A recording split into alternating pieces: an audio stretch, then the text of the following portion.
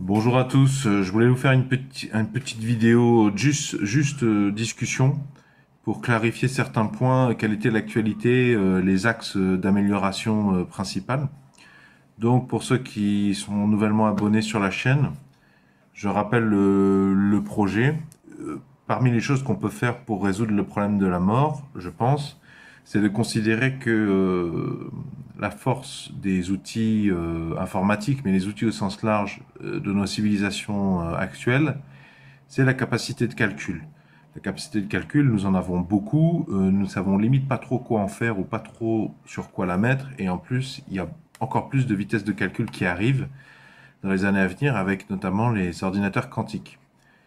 Et je veux arriver surtout en parlant de ça à l'idée que le paramètre limitant, c'est pas la vitesse de calcul. D'ailleurs, l'histoire de Yann Lequin, je vais pas trop m'éterniser là-dessus, mais Yann Lequin, pour moi, c'est un exemple que il est plus important de voir la créativité et l'imagination humaine comme le paramètre limitant que la vitesse de calcul, puisque Yann Lequin, il a imaginé les choses 30, 40 ans avant qu'elles soient exécutables sur des machines. Ça l'a pas empêché d'avancer et d'imaginer et de concevoir des choses qui étaient ainsi prêtes quand les puissances de calcul des ordinateurs ont rattrapé leur retard.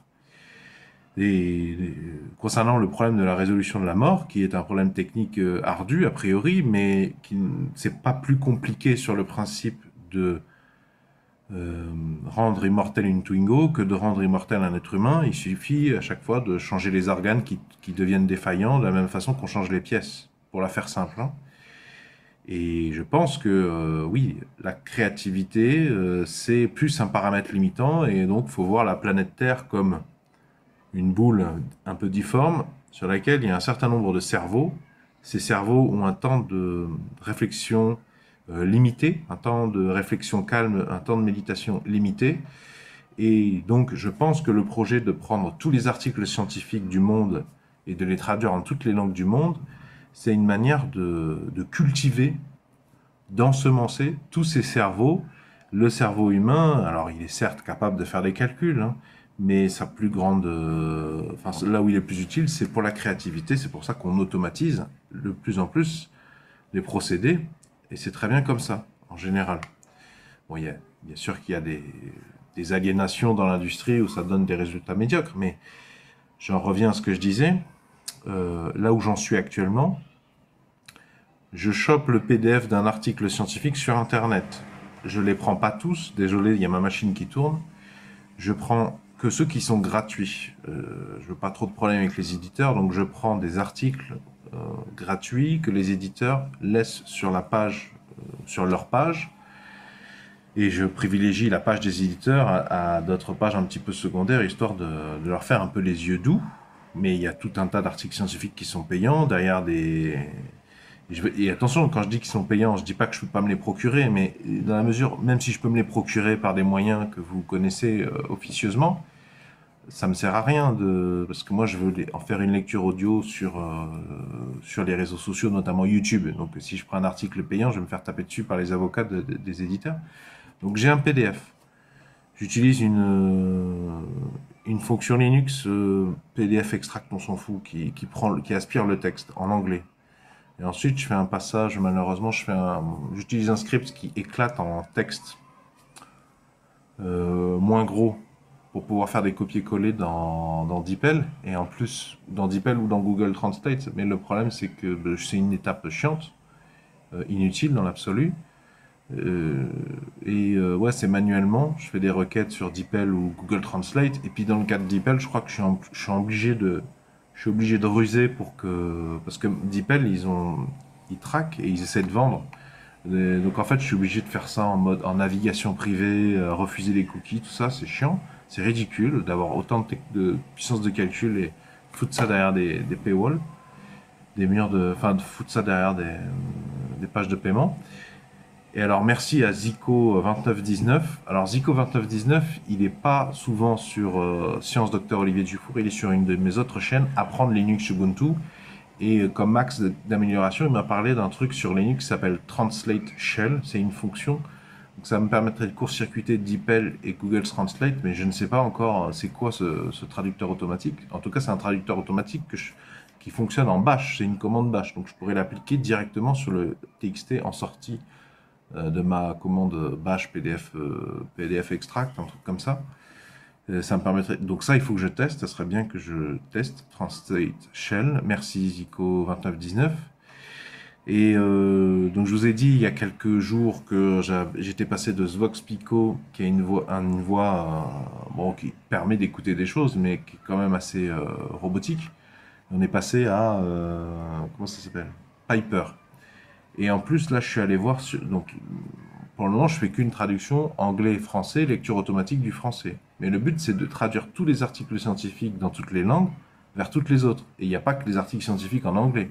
Il y a les articles scientifiques en russe, les articles scientifiques en chinois. Malheureusement, je ne parle ni mandarin ni russe. Donc, bon, ça sera plus tard, ça. S'il y a des gens qui veulent me rejoindre et qui veulent m'aider, ben, je les invite à me contacter par mail. Mon mail est dans la section à propos de la présente chaîne YouTube.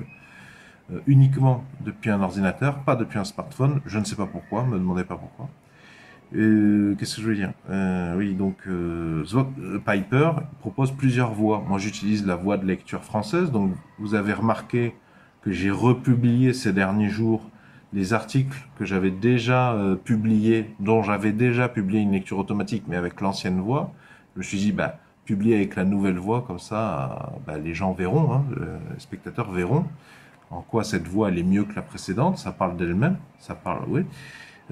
Ça fait beaucoup de moins de vues, mais c'est normal, c'est des articles que j'ai déjà publiés. Et puis, n'hésitez pas à me faire des remarques hein, dans les commentaires constructives, parce que j'ai tout le temps la tête dans le guidon.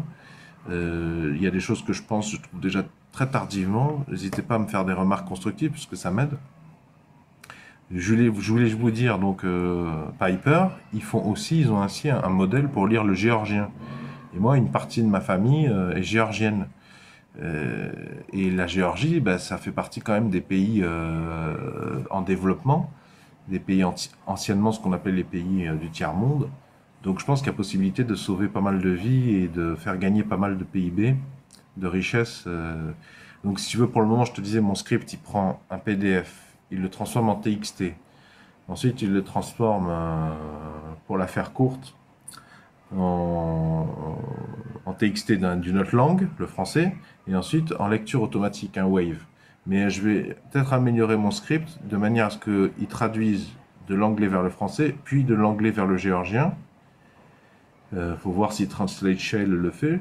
Et ensuite, j'ai vu que Piper fait la lecture en géorgien, donc on aurait deux TXT traduits depuis le TXT en anglais, un en français, un en géorgien, et la production de la lecture automatique en anglais et la production de la lecture automatique en géorgien, j'espère.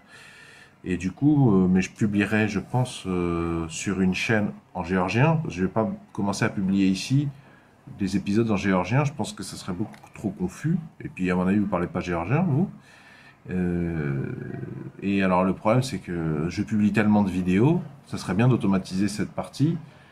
J'ai vu qu'il existe un petit peu des solutions pour automatiser, pour automatiser la publication de vidéos sur YouTube avec du script bash. Il faut que je regarde. J'ai pas eu le temps de regarder, mais ça faciliterait grandement les choses, parce que c'est beaucoup de temps perdu de devoir ouvrir un navigateur web, charger les vidéos, faire le titre, la description, les tags, les miniatures, machin.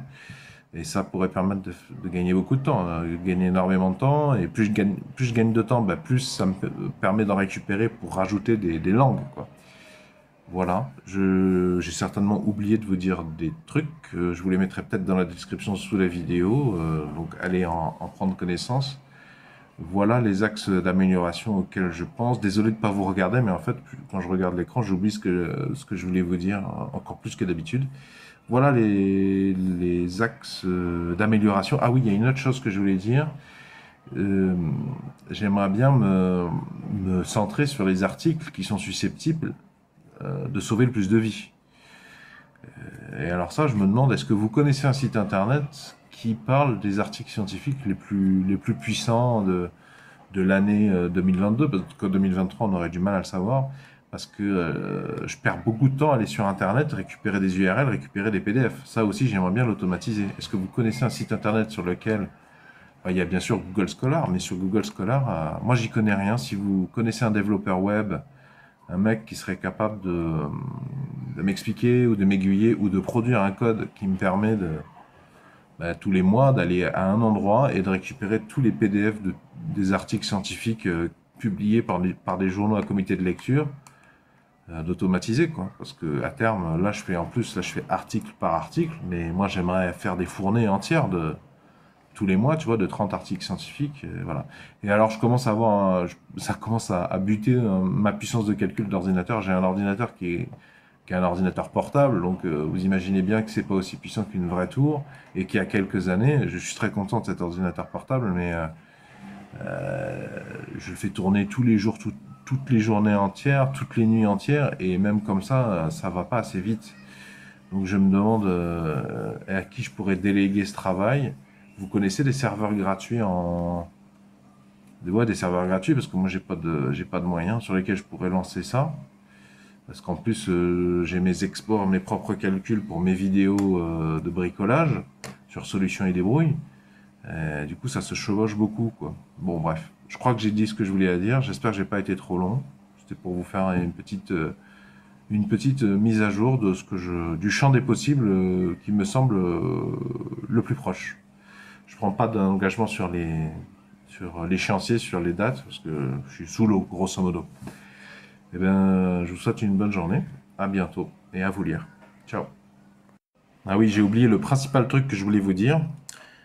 Pour augmenter l'intérêt, le nombre de vues pour les lectures automatiques, comme c'est quand même un robot, il y a certainement plusieurs choses à faire qui m'échappent. Il y a une chose que je pense que je vais faire, c'est que je vais dégager je vais essayer de produire des vidéos YouTube où on ne lira même pas le titre, on ne lira pas le premier auteur, on attaquera directement par la première phase de l'introduction, de manière à ferrer, je pense, plus l'attention du lecteur, parce que je pense qu'on perd des gens, on perd des vues, on perd de l'impact à lire le titre, Parce que de toute façon, quand je publie sur YouTube, les gens sur YouTube, ils voient la miniature sur laquelle il y a le titre, il y a les auteurs, il y a l'université, les laboratoires, des fois. Donc je pense que ça va, les auteurs vont pas prendre la mouche. Et puis le titre de l'article, c'est le titre de la vidéo, donc c'est déjà affiché. Et dans la description, je mets toutes les références, je mets le PDF de l'éditeur pour renvoyer vers l'article original. Donc je pense pas qu'on pourrait m'en vouloir. En plus, voilà, je pense que dans mes vidéos actuelles, je dis, voilà, je commence par dire totalité des sources dans la description, vous pouvez me contacter, je lis le titre, les auteurs. Je pense qu'on perd du monde. Donc je pense qu'on va taper directement par la première phrase de l'introduction. Même moi, je pense que j'apprécierais en fait. Parce que j'écoute un peu ce que je fais quand même si j'ai quand même besoin de vos retours. Vous avez moins la tête, vous avez plus de recul que moi. Allez, ciao, cette fois-ci, j'espère que c'est la bonne.